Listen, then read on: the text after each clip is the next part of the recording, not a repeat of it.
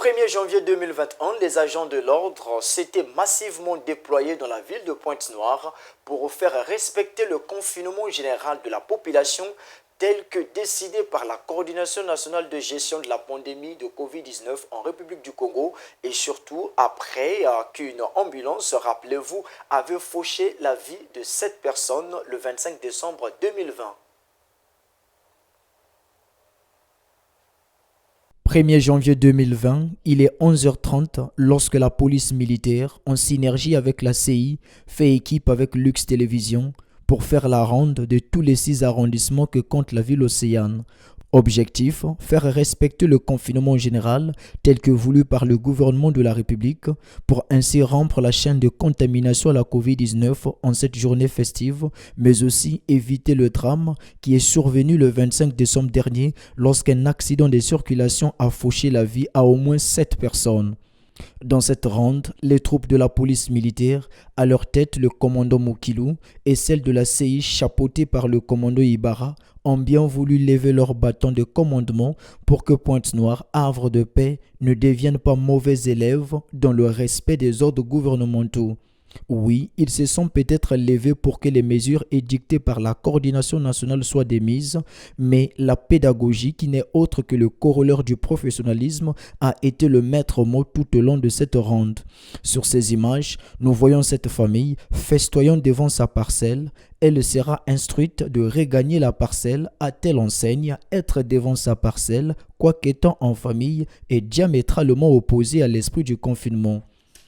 Mais les récalcitrants voyaient leurs tables et chaises cassées par la force publique.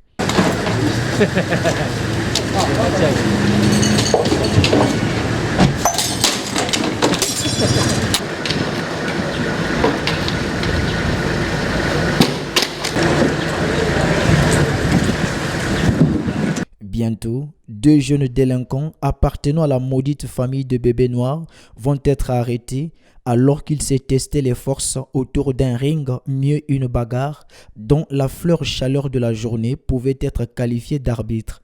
Ils vont être finalement arrêtés par les agents de l'ordre. Nous vous l'avions dit dès l'exode de ce récit, la ronde devrait concerner toute la ville, y compris les ruelles les plus récurées des quartiers, à l'image d'un Vindaloo ou quelqu'un Nganda, dont deux commandants de la police faisaient leur chiffre d'affaires, bravant la loi. Mais le dicton juridique ne stipule-t-il pas que nul n'est au-dessus de la loi? Les hommes des commandants Mokilou et Ibarra vont casser tant chaises que tables de ces milieux, question de chasser un peu les crampes en cricaillant leurs muscles.